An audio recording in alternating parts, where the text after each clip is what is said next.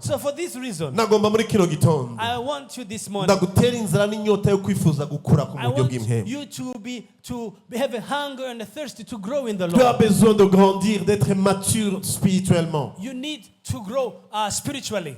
Uyu munsi duhamagaye urwaruka rw'urenze imyaka 18. Today we have called for a conference for the 18 years and above. Hari ibintu tuza kuvugana nabo. There are things we shall talk with them, Tutavugana n'abateenagers imyaka munsi ya 17. which we are not going to mention with the Tutavugana nabo teenagers muri Sunday school. or Sunday school students. Paulo avuga ngo hariho abantu bakinywa amata.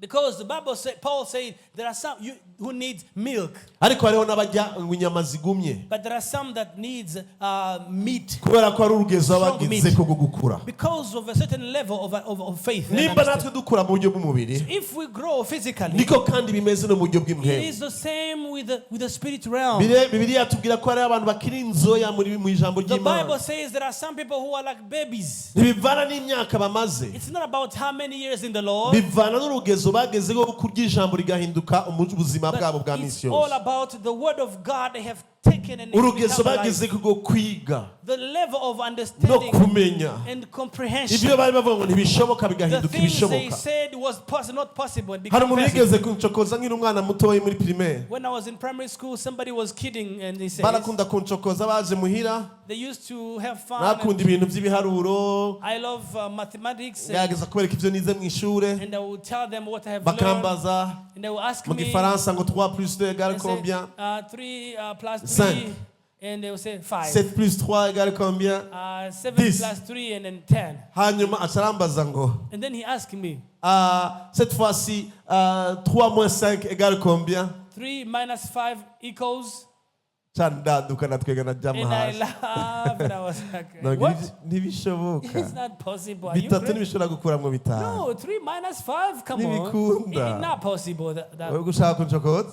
Were you just kidding by asking this question? Hanyuma umunsi umwe ngiye mu ishure risumbuye So gatoya. when I joined a different class, Barambwira ngo 3 moins 5 égale they moins told 2. me 3 minus 5 is minus 5. Ca ntahura yuko And I understood hari that urugezo nari nzi bitari nzi ko bishoboka. when I was this level, I thought it was Ariko hari urugezo rwo impossible. kumenya nashiketse ko But nsanga ibitashoboka now, there is birashoboka. a level where what I thought was impossible Niba is now become umwigishwa possible. abushitse, When you become a hari ibintu complete, isi yakubwiye ko there bidashoboka. are things the word told you will not be Ariko hari possible. urugezo uzoshika kumenya ko Oh. byose bishobokera ugize But iki. there is a level where you understand all things are possible to him Hallelujah. that believe. L'impossible yo mw'isi The impossible of the word ntisigura ko ariko imeze mu mugambi does bw'Imana. not mean that is the same in the kingdom of God. Rero utegeza kugira inyota gukura. So you need to be hungry for Uve growing. kuri nivo y'abana. So you leave from the baby Ushike level kuri iyo stature parfaite de to Christ. become mature, mature. Iyo and rero perfect itegeza in kuba Christ. inyota y'ubuzima bwacu So bwa that misi yose. has to be our motivation. Reka and the dusome mu hunger. Banyefeso igice cya 4 umurongo wa 11 gushika kuri 16. Let's go to Ephesians chapter 4 from 11 to 16.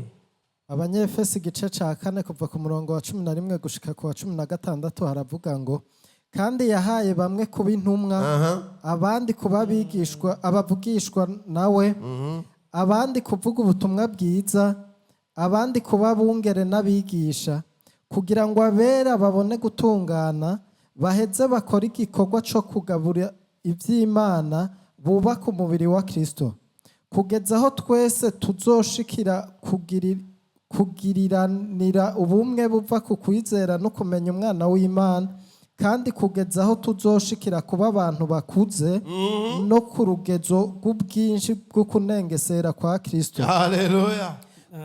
Kugira ngo dushire ubwana ntituzungagishwe n'imifunda ngo tujanwe ijya nino n'imiyaga yose y'inyigisho n'amangetengete y'abantu n'ubugunge bwabo n'uburyo bwinshi bwo kutuzimiza, ariko tubimvuga kuri turi mu rukundo, dukurire muri we muri byose, ari we mutwe ni we Kristo, umubiri wiwe wose uteranijwe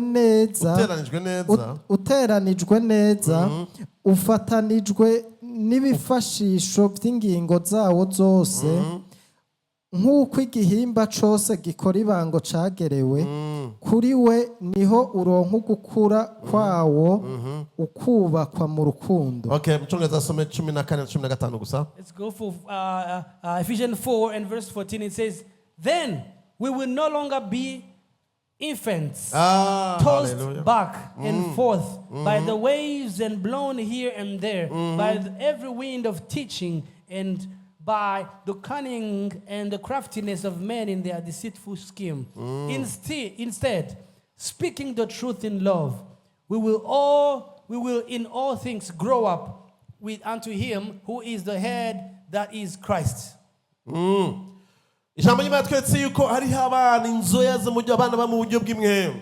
The Bible shows us that there are infants in the spirit. Ikintu cyambere kibyerekana ntibari stable n'abantu bagenda birukanka kurondera ibintu biryoshe. So infants, the number one criteria is that they are not stable. They just run looking for sweet and candy. Sinzi kuragerageza ko bari je mvuye muri voyage ugashika wazanye ibisuguti, wazanye shokora, wazanye imbombo z'ubwoko bwose butandukanye ukabizana hari umwana muto yari munsi y'imyaka 5. I don't know if you have this experience. When I come from the trip and then you brought chocolate, biscuit, and you have like a 5-year-old child. Abatararonka abana canke bataragira mariage ngabanda bahaga secret. So those that don't have children yet, or that are not married, let me give you. Ukazozana ivyo bintu biryoshe. If you bring all those sweet, umwana atarafungura bimwe bisanzwe ahora afungura, and the child hasn't eaten the normal food, ubirinda amaso yiwe ubishira ahantu binyegeze ahantu kure. Please hide those sweet things and hide them somewhere far. Kuko arabijya. Because the child will eat it. Kuko biryoshe. Because it's very sweet. Mugabo sivyo bimuha ingomezi, senga bimukuza. That's not what will enable the child to grow. Nasubira kuryoherwa. So that child, she will not find it sweet. Na bya bindi bikenewe ko yarakwiye gufungura. That child will not need to eat the regular food which is agomba required. arondera kurya ivyo bisosa gusa. So that child will only want to eat sweet. Rero kubw'ivyo ivyo nibiza kumushoboza gukura. So that sweet food will not enable him to grow. It can even cause sickness. Ariko kandi aje gusubira gufungura bya bindi yahora afungura. So if that child goes back to eat that food, regular birinda food, kugusaba kumuebana kugerageza uburyo bwose umuhenda henda. it will take you energy and time to convince the child to eat the normal regular food. Uzoshima kuri ahantu bariko baragufasha gukura mu buryo bw'imhemu. So you will understand that you are in a place of growing spiritually. Iyo bariko barigisha ntibiryoshe nka bya bindi wakurikira hahandi hose mu bikorane bitandukanye wari umazemo iminsi. When they are teaching, you not feel like it's like the sweet candy teaching they are teaching. Ubengo ntibiri mu mhemu cyane nka hahandi abantu bariko baratera induru. It feels like they are not very spiritual, like the experience of Kushaka ibiryoshe. Because you want sweet teachings, ariko nushaka ibikenewe. But you don't want the necessary kugira ngo regular bigushoboze gukura mu buryo bw'imhemu. so that you can grow in the spirit. Nagomba rero kubatera intege bene data. So I want to encourage you, brethren. Yuko muba abantu bafifuza bafise inyota yo gukura. I want you to be people who are hungry and thirsty for growing. Umurongo wa 15 Verse 15 of this chapter, they emphasize, they made it clear. Baravuga bati muri aho hantu ikintu tugomba nuko mu abantu bakuze baracafise umurongo wa 15 hafi. Do you have 15 verse? Ku murongo wa 15 haravuga ngo ariko tubimvuga kuri turi mu rukundo dukurire muri we muri byose. Dukurire muri we muri byose. 16 it says growing in him, from him the whole body joined and held together and growing and builds itself in him. Ari we mutwe ni wo Kristo. Dukurire muri we. He says instead speaking the truth, and he will grow up into him who is the head, that is Christ. Brethren, let me tell you the truth. Iyo umuntu yize neza, if someone has been taught well, iyo umuntu yagiye mu ishuri dufate nk'abantu bize ibijanye dufata akarorero nk'abantu bijanye by'ubuganga. Let's say, for example, people who have followed medical studies. Murambona abaganga bahamagara niyo hari iri special bagahamagara umuntu avuye kuri hospital militaire nahe bagahurira muri salle d'opération muri kira bose bakavura umuntu umwe. I have seen when there is a special case, they will call like some from hospital, military hospital, other from Kira hospital, and they will join. Ariko nibize bimwe. But they didn't study. Nibize mu ishuri rimwe. They didn't attend the same school. Ariko bize bimwe, pardon.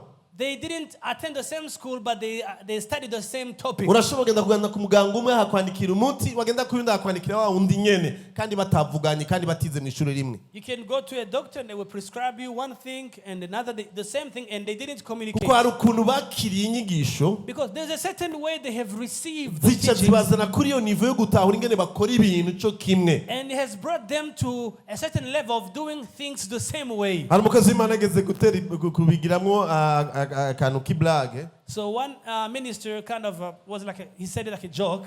aje mbona nabikora kenshi iyo turiyo turagira intanguro z'inyigisho z'urufatiro ugafata abantu batatu batandukanye mu ishengero And I sometimes do it. You take 3 people like ukabwira different uti people, sigura icari c'agakiza. and you ask them, okay, explain what is salvation. uwo muntu aragukubitira akigira hariya akavuga agakiza uwundi akaja mu bindi bakavuga ibintu ataho bihuriye ataho bisa. And you will be surprised. One person will talk about salvation in a different way, another in a different angle, and you're like, rero turaza ngaha tugahimbaza because we come here and we worship, ugasanga abantu bariko bahimbaza mu buryo butandukanye and we kandi turiko see turirimba indirimbo imwe people are worshiping in a different ways, and we are singing one song kuko ntibigishijwe because they were not taught kumenya to know ivyo abandi bizera bari mu kwizera kumwe batahura ku bw'ijambo kanaka rivuzwe.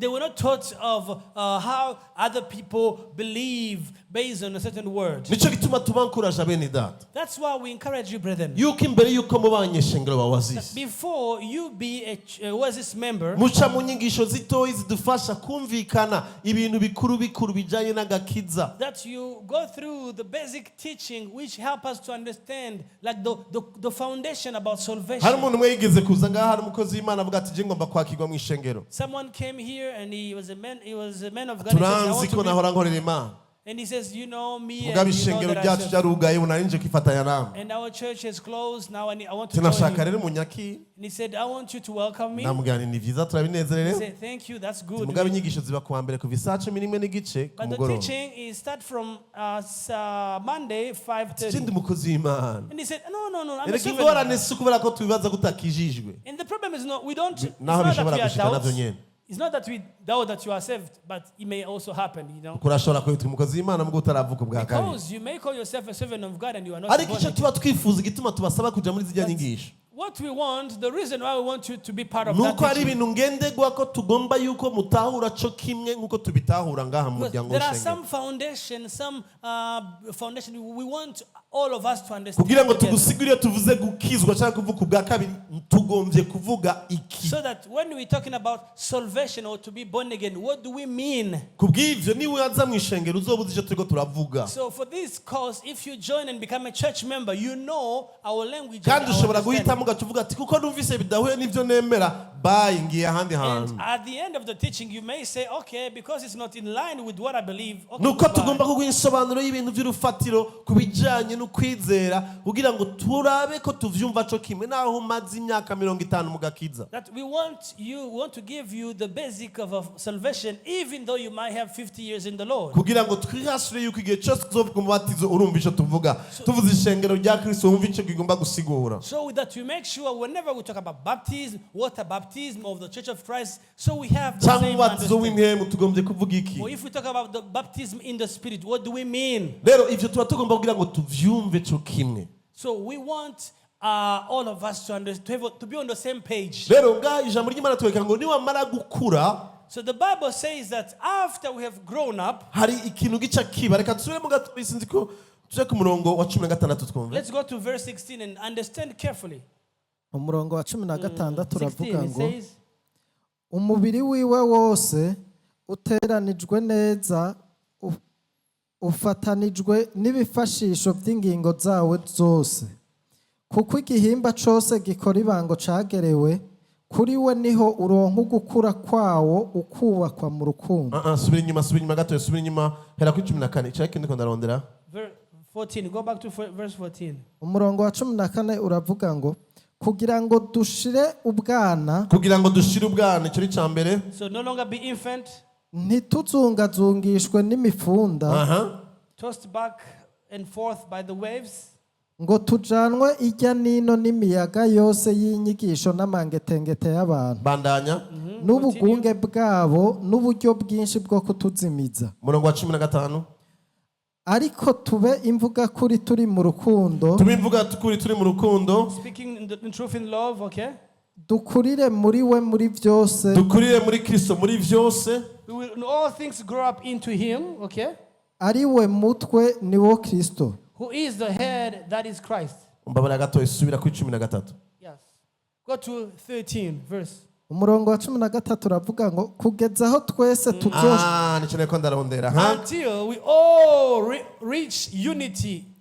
ngo kugira tuzogiriranira ubumwe Continue. kugeza aho twese tuzoshikira ku kugiriranira ubumwe buva ku kwizera no kumenya umwana w'Imana, kandi kugeza aho tuzoshikira kuba abantu bakuze no ku rugezo rw'ubwinshi bwo kunengesera kwa Kristo. Hallelujah. Until we all reach unity in the faith and in all knowledge of the Son of God, become mature, attaining to the whole measure of the fullness of Christ. iyo nitegeza kuba finalite yacu That is supposed to be our end goal. kunengesera ku rugezo rwa Kristo ngaha tukiri ngaha muri inosi. Until we attain to the whole measure of the fullness of Christ. Rero nagomba kugira ngo utahure neza yuko iyo itegeza kuba yo objectif y'ubuzima bwawe ku mwaka ku kwezi kundwi. Now, getting to the fullness of Christ, this has to be your goal for every week, every day, and every month.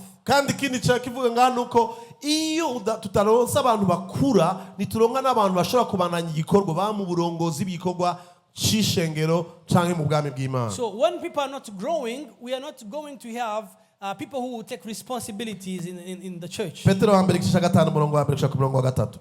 Petero wa mbere igice ca 5 umurongo wa 1 gushika ku wa 3 haravuga ngo abashinga ntahe b'ishengero bo muri mwebwe ndabahanura kuko nanje ndi umushinga ntahe mugenzi wanyu kandi ndi cabona c'imibabaro Kristo yababajwe kandi fatanije namwe ubwiza buzohishurwa.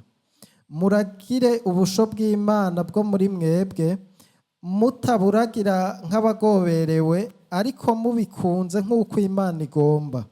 Ntimuburagirishwe no kurondera inyungu mbi ariko muburagire mushize igikonyo, kandi ntimuragire nk'abatwaza amanyama amasho mwagabanganirijwe ariko mu byitegererezo by'ubusho.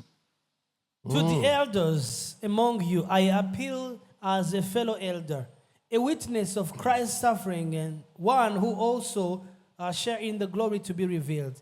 Be shepherd of God's flock that is under your care, serving as overseers, not because you must, but because you are willing, as God wants you to be, not greedy for money, but eager to serve. Hallelujah. Praise God. Hallelujah. I say hallelujah. Hallelujah. Hallelujah. Ndagomba ndatuvugana akantu kamwe ngaha. Now, I want us to talk about something here.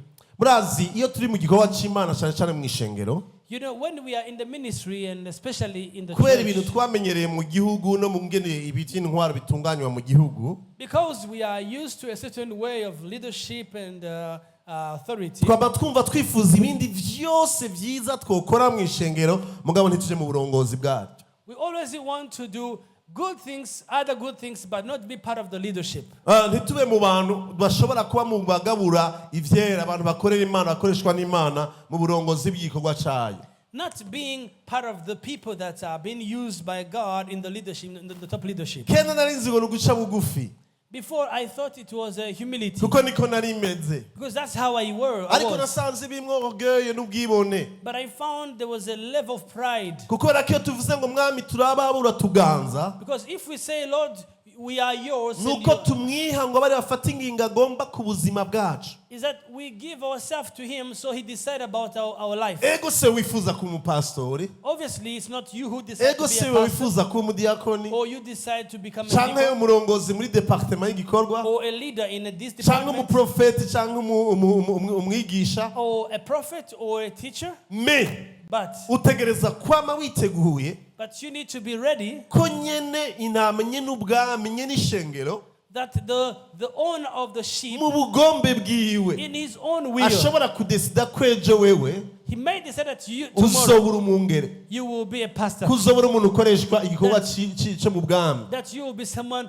who will be used to do a ministry. Rero igihe utiteguye muri ubwo So buryo if you're not prepared, uba ufise akantu you have something katariko. that is not Ego correct. situvyifuza, ego ntitubigwanira, Obviously, we are not fighting. We are ariko niwe desiring. mwami adesida ivyo agomba. But he's the Lord who decides on everything he wants. Agusanze uriko uraroba, If he finds you fishing, arakubwira ati Petero, and he says, Peter, reka kuroba, stop fishing, nkurikira. follow me. Ntuza kumubwira ngo urumva rero You're not going to ngo say now, tuvyihweje, if we ngo analyze, turavye ingene urudandaza rwanje rwariko seeing ruragenda. how the business was going. Yesu ni umwami, le souverain yamaze kuvuga. Jesus is the Lord, he is sovereign. Niyo azagusanga mu matayo uriko uratoza ikori, If he finds you, met you collecting taxes, reka kumubwira ati muri obere niho kazi kagezweho. don't tell him OBR is the Il a le position droit now. de décider sur ta vie He can decide over et your de life t'appeler quand il veut. and to call you when he Mugi iyo wants. udafise umutima wo kwitegura gukoreshwa nawe, But when you don't have a heart iyo of udafise readiness, inyota yo gukura kugira ngo ashobore a gukoresha, heart of growing so he can use you, biba biri ibintu bigaragaza vy'ukuri ko utari disponible cyangwa utaratahura vy'ukuri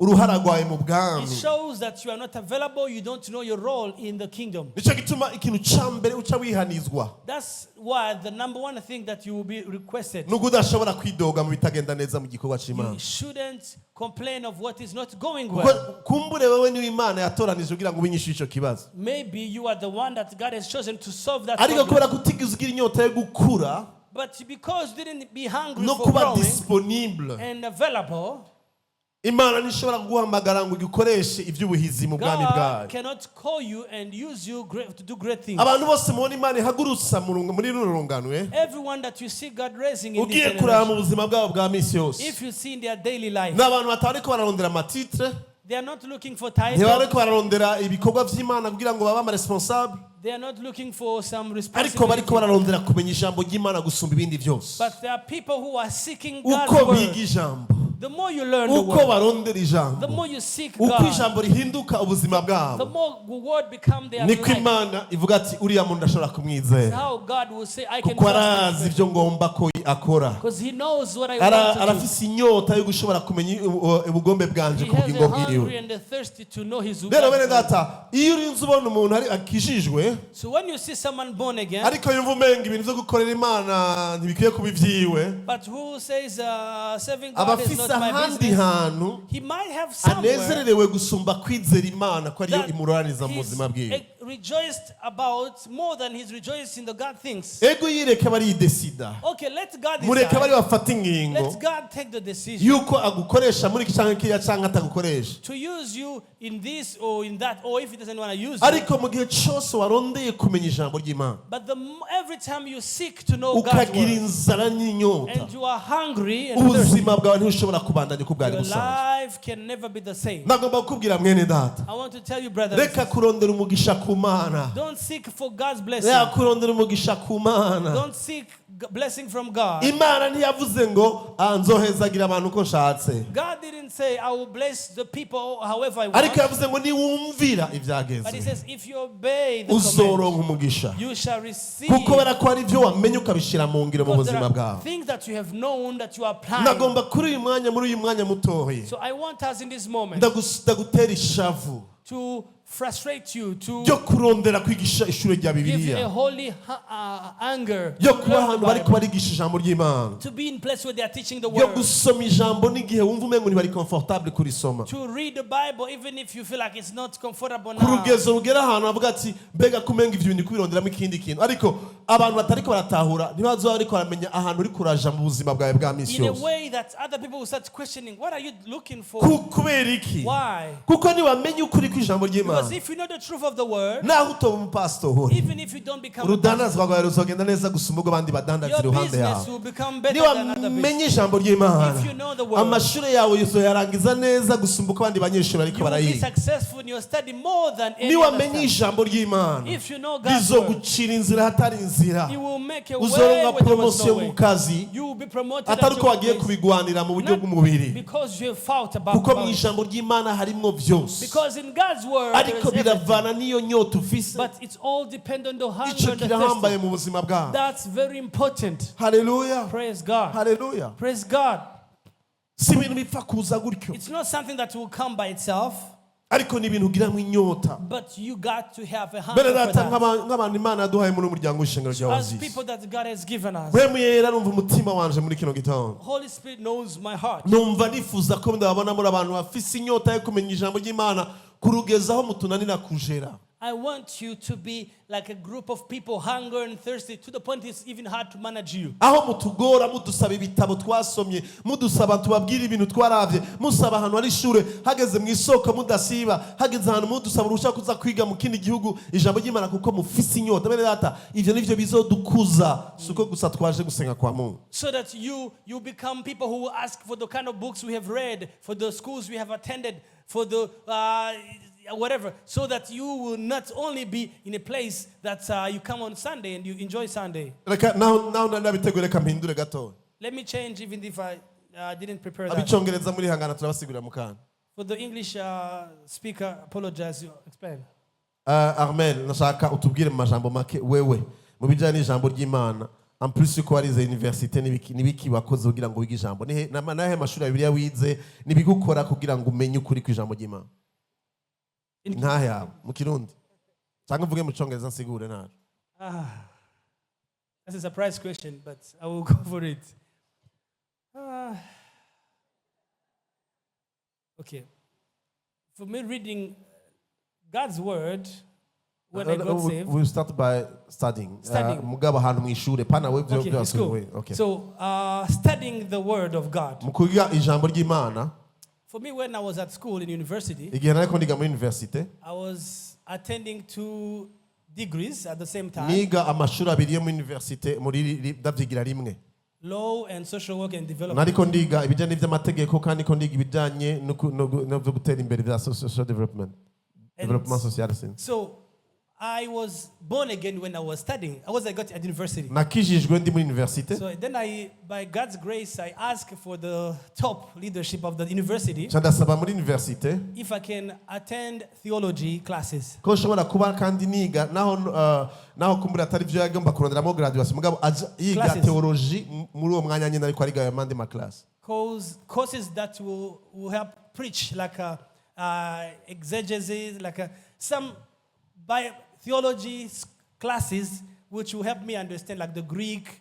Chandiga kugira ngo ushobore kwiga ishure rya theology kugira ngo ushobore gutahura ururimi rw'ikigiriki ibyo bavusobanura mu kigiriki. How do we preach? Ingene bavuga ubutumwa. How do we interpret the Bible?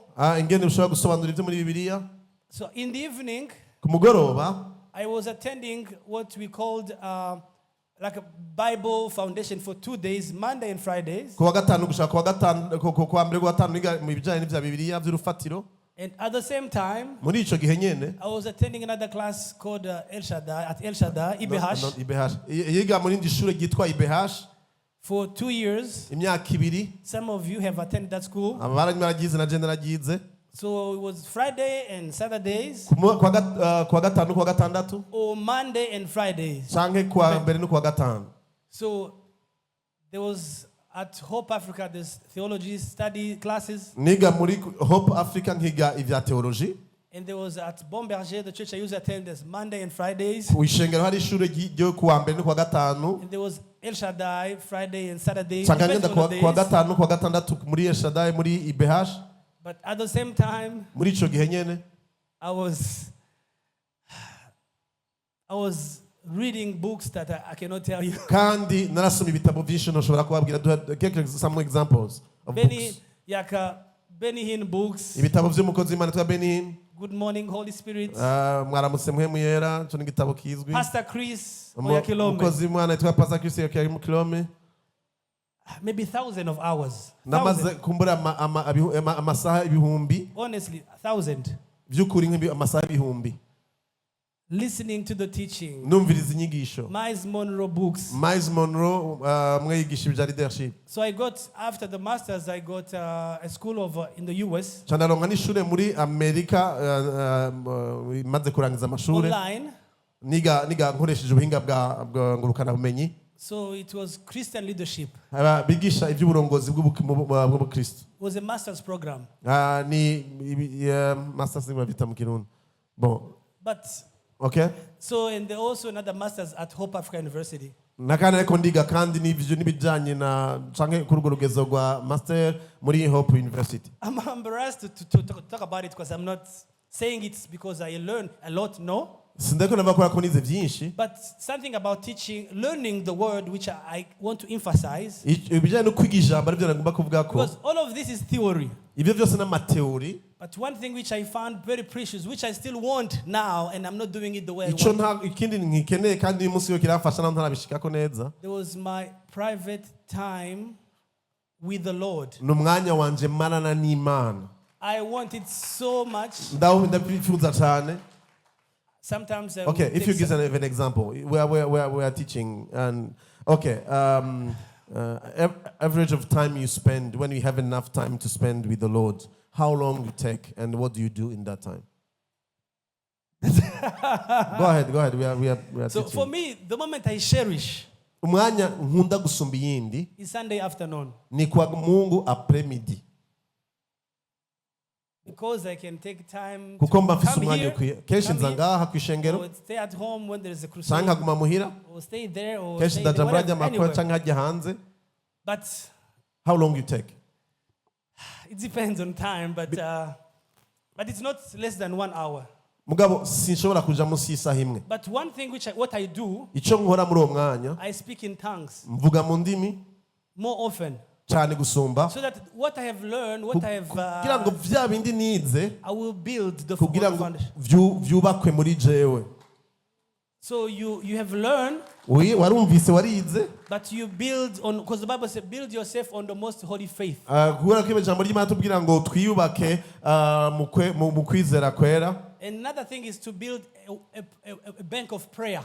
Kandi nugira ngo ushobore kubaka nuvuga ikibanza cyo gusenga canke umwanya wo gusenga. No, I say to have a bank of prayer in kugira my ngo life. ugire Bank. kugira ngo ugire ububiko bw'amasengesho. Because we have money in the bank. Turafise amafaranga mu muri banke. But my Sunday time, ariko kuwa Mungu wanje it helped me get a bank of prayer. mba ndiko ndabitsa mu bubiko bwanje amasengesho. So when I speak in tongues, iyo ndiko ndavuga mu ndimi, I am putting on my bank account, mba ndiko ndagishira muri bank, my bank account, muri konte yanje, things which will help me for the future. ibizomfasha mu ndwi ikurikira canke mu misi izokurikira. This is one thing. Okay, another question quickly. Wiga ivyo bintu kubera ko ushaka mu pastor? No. I was not learning any of those things because I want to become a pastor. Nta na rimwe ariko ndavyiga kugira ngo ndondere ku mungere mu ishengero. Est-ce que ivyo bintu biragufasha mu kazi kawe ka misi yose? Oh yes. My prayer time or learning the Bible, mu kwiga no mu gusenga, I have discovered something. nabonye ikintu gihambaye. The most important thing Ikintu gihambaye gusumba ibindi is not what we tell God. sivyo tubwira Imana, Is what God says in our prayer or in our reading. nivyo Imana ivuga muri amasengesho iyo tuko turasenga. All the businesses that you can do. Urudanazo rwose cyangwa ibikorwa byose ushobora gukora. I have failed in many businesses. Birashobora kuba I have failed. birashobora kutagenda neza. But all the successful businesses I have done, ariko ibikorwa byose byateye imbere mu business zanje was an idea that came when I was praying. byari icyumviro caje ndiko ndasenga ndi mu So masengesho. I know ndazi when I hear one word, one idea in my prayer or after my prayer, ndazi ko iyo ndose icyumviro kimwe mu gihe cyo gusenga cyangwa ndangije gusenga, or when I am learning the word and I start a business out of that, cyangwa ijambo hanyuma ngatangura urudandazo rufatanye n'iryo jambo it nize, may fail today, birashobora gusa nk'ibyananiye but umunsi at the end, mugabo mu nyuma it will go like a rocket. mu kanya gatoya bigenda nk'uko umengo n'urusasu. So prayer is for me. Gusenga rero ku bwanje Prayer is for my good ni kubw'inyungu nziza yanje, more than it's a good for God. gusumba uko nibaza ko ari inyungu kuri Imana. Haleluya. Amen. Kuva nje amashure umaze amezi angahe ushomye utagira akazi canke utagira ico ukora?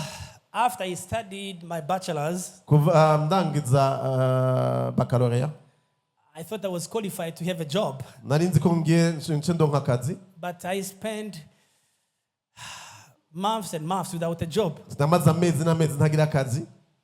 But as soon as I started having part-time jobs, igihe natangura gukora akazi katari akumwanya wose, God started, because I would be praying, I would be kubera ko seeking God. ndi muri uwo mutima wo gusenga nanguye kwiga gusenga, God would give me ideas of business. Imana citangura kumpa ivyiyumviro vy'urudandazwa n'ibindi vyose ushobora gukora mu buzima bwawe.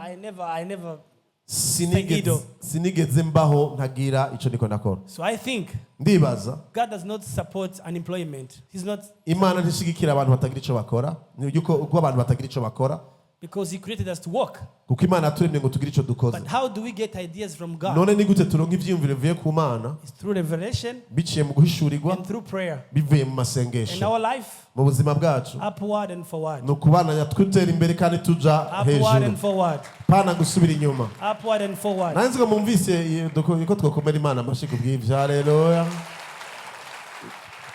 Uyu ni uko yari imbere.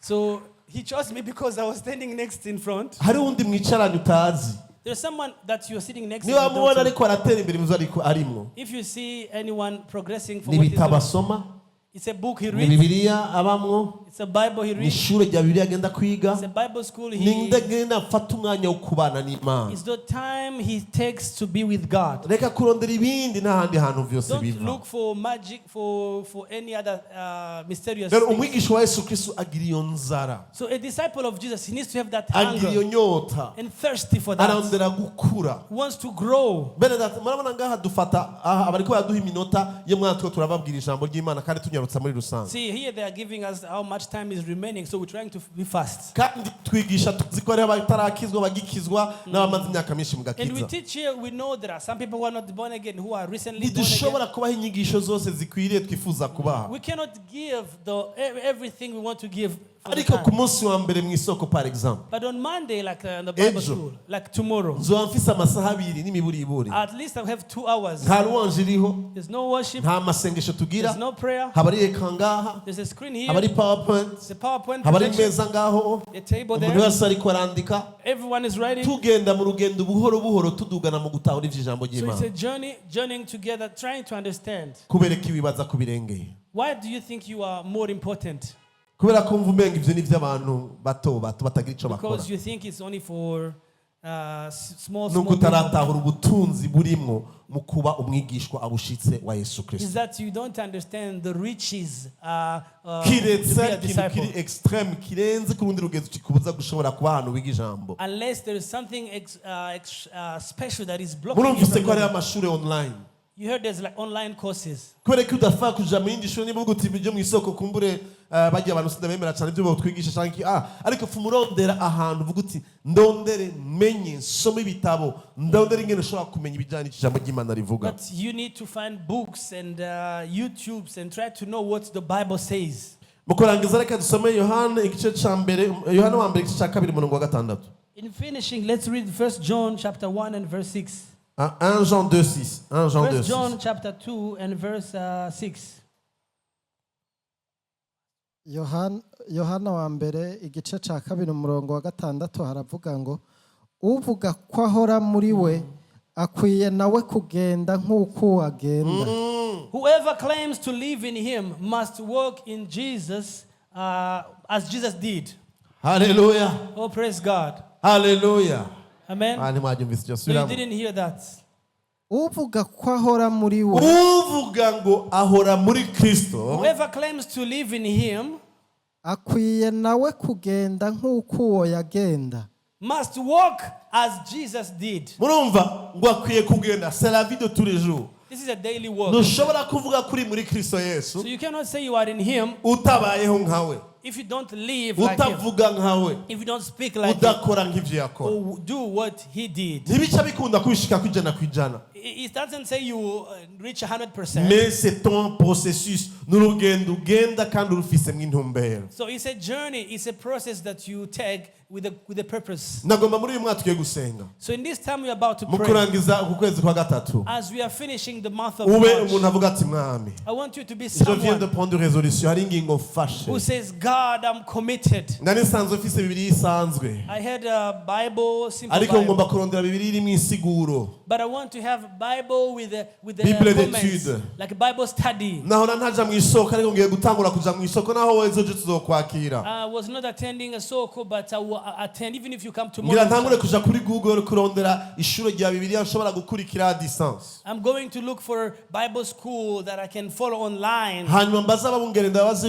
yuko bijanye n'ivyo twizera muri Oasis, iryo shure naronse, kuko hari amashuri ushobora gusanga atigisha ibitajanye n'ivyo twizera. And check also from the pastors if that teaching is in line with our faith, because some schools Ndagomba are not gusaba right. abarongozi mu ishengero bamfashe. And I would like to ask the leaders to help me. Ndazi ko dufite ibitabo vyinshi ngaho, I know we have many books hari ivyo here. twaguze There are some books we kugira ngo bought mushobore kubisoma. so that we can read. Ego hari ibiri mu gifaransa, hari mu cyongereza, There are some in French, some in English. ariko nagomba ko le plus tôt possible ngaha kuri reception But I want the soonest possible to duhashira biblioteke y'abantu bashobora kuza gutora igitabo, agitwara agenda agasoma, agarukana, abandi bakazuza bakaza kubitora bakaja kubisoma. So I want us to, let's clap for that.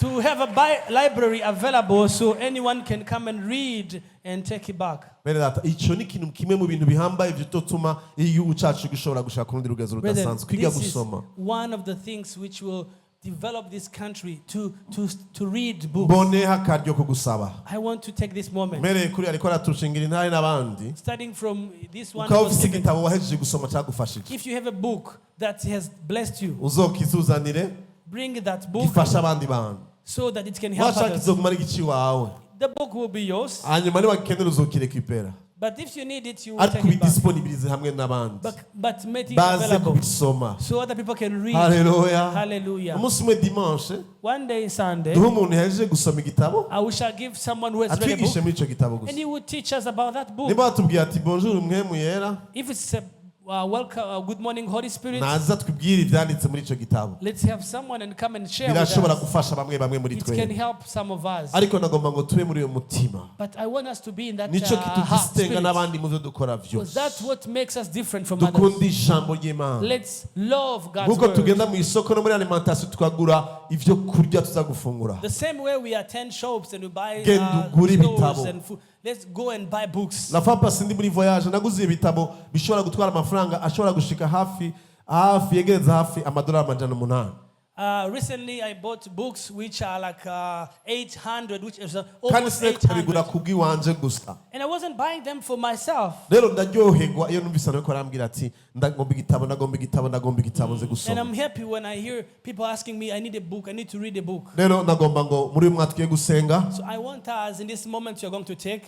so kugira ngo mwemera gusa tumanukire mu buryo bw'itangaza, It's not only that the Holy Spirit will fall ariko on n'umwanya wo us, gufata ingingo mu buzima but bwacu. it's a time of Ubwo ati taking mwami vy'ukuri decision. ndagomba gukura, And to say, Lord, I want to grow. ndagomba kurimbura I ku want to ijambo ryawe. meditate on God's word. Ndagomba ngo ijambo ryawe rireme ubuzima rishikane ahandi hantu mu buzima bwanje kugira ngo mbigishwa I bushitse. want your word to bring me to a certain point of Reka becoming tuve hasi mature. ngishengere muri uyu mwaka tugiye gusenga. Let's stand on our feet and let's pray.